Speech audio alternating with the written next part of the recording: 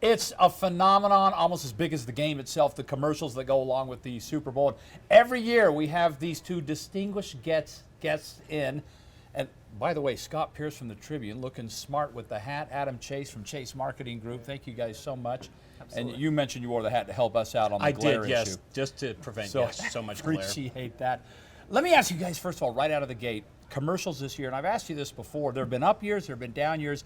If you gave it an overall grade and you're just looking at, was this an up year for it? I thought this was a great year. It was? Okay. Yeah, I was excited. I thought the bar was set high. You could tell that there were certain advertisers who paid a premium to be in a certain spot, and so you got a lot of really good advertisers up front in that first quarter, and then there was maybe a lull through the middle. And then it finished strong again. So yeah, I was happy. I was less impressed. I mean, not that I thought it was bad, but I wasn't hugely impressed. And maybe I watched them differently because I know I'm coming in to talk about them. But there's some of them that I sit there and I go, who's going to buy a Jeep because of that commercial? That's, so I think I do watch them differently. So the ad exec thinks the year was up, and the TV critic thinks the year was down. Well. So let's get more specific then. And Scott, I'll start with you since you thought it was a little bit down this year. What commercial completely missed? What did you see, one or two of them, where you just like, that was awful? Well, I had seen it before, but the puppy monkey baby, if I never see that again, I will be a happy person. I just thought that was awful. I was surprised that we had yet another Jublia toe fungus ad. Yeah. And we were talking off air. The opioid-induced constipation ad. The little thing that was the bowel that's wandering through the Super Bowl. There was a second one with that. Those were interesting, but not to me. Adam, what do you think failed this year? Who did not spend their money wisely in your view? You know what? I'm going to tell you what happened behind closed doors because I've been there before. But the advertising agency for the Amazon Echo had a conference call with the agent for both Alec Baldwin and Dan Marino and said, how much would it cost to get both guys? We want them to read through some scripts. We want a few takes. And then they responded and said, okay, how much would it cost to just get one take ad-libbed? And then that's what ran. So there obviously was some kind of a budget, and I mean, you rewatched that ad, and it was especially awful. Marino, because he's not really a performer. Yeah. Well, even Alec Baldwin, I got excited because Alec's funny. Yep. I love 30 Rock. I mean, he's a master, but you just never really saw where the ad was going. It had no legs. It wasn't directed very well. It didn't have any tie to the competitive advantage that is the Amazon Echo. If I wasn't watching for that purpose, I wouldn't have known who the ad was for. Do you think heads ever roll with the amount of money they have to spend for a spot like this if something fails miserably? Yes? Absolutely. Really? Yeah.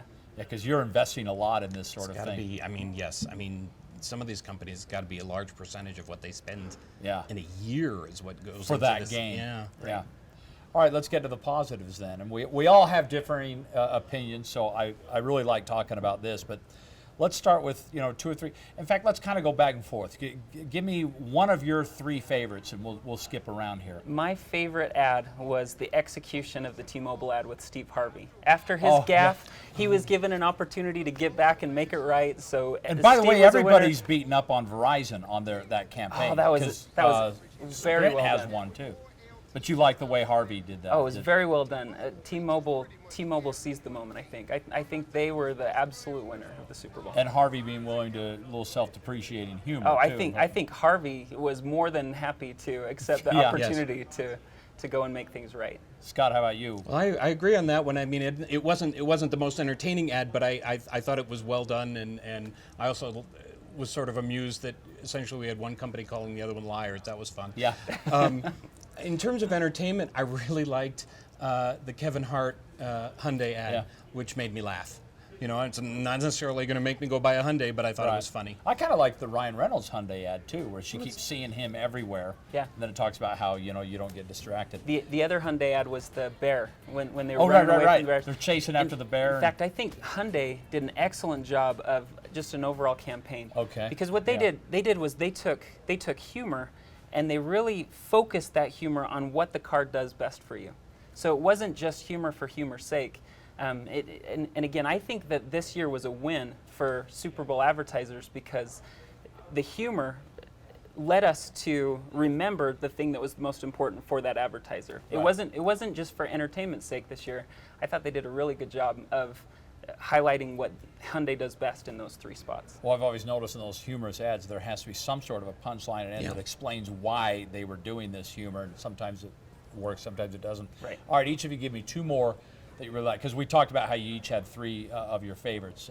Scott, let's start with you on this one. I like the dachshunds in the Heinz ad. Chasing the ketchup bottles. Yes, I like the hundreds of dachshunds, and again, we were talking about this off air. The thing that amused me is that that's for real. There are actually people who put their dogs in buns, and there are dachshunds that train to race each other, but I thought that was funny. How about you? So I thought Doritos may have had the best ad and the worst ad in the Super Bowl. Okay. I thought the ultrasound was hilarious. That was maybe the loudest laugh out loud that I've had in 3 years. The guy drops the chip and the baby comes out.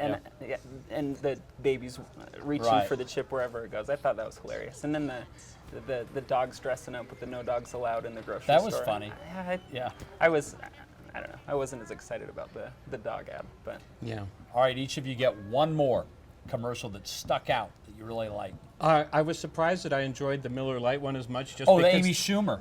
I love my that expectations were high. Yeah. You know, and it made me laugh. And obviously, I like ads that make me laugh. There's Bud Light. Amy Schumer, the Bud Light. Was it? Yeah, it was Bud Light. Bud or Miller? I can't remember. I think it's Miller. I thought it was Bud. It worked We're so seeing well, now. we cannot remember Right. what Yeah, year it was, they must have done a but we great job. enjoyed the ad. And for you? You know, I loved the background story of the Marilyn Monroe shoot. Yeah, you mentioned you liked that too. And the Snickers ad. I think following that last year's Snickers ad with the Brady Bunch commercial and coming back this year with the Marilyn Monroe background story, I thought that was hilarious. I thought they did a great job. I thought one of the weirdest ads was the Butterfinger guy that jumped out of the plane on the bowl. Weird. And then his mom's there, and it was just kind of out there. But Well, there were a couple candy ones because Skittles had a yes, hard time. Exactly. Who? Steven Tyler is going to make you buy candy? I don't think so. I thought when the Skittles thing exploded, it was like, oh, thank goodness. But the ad just kept on going. Yep.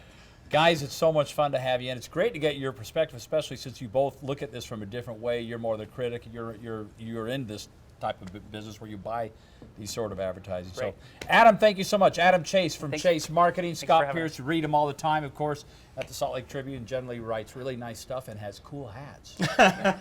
Thank you, guys.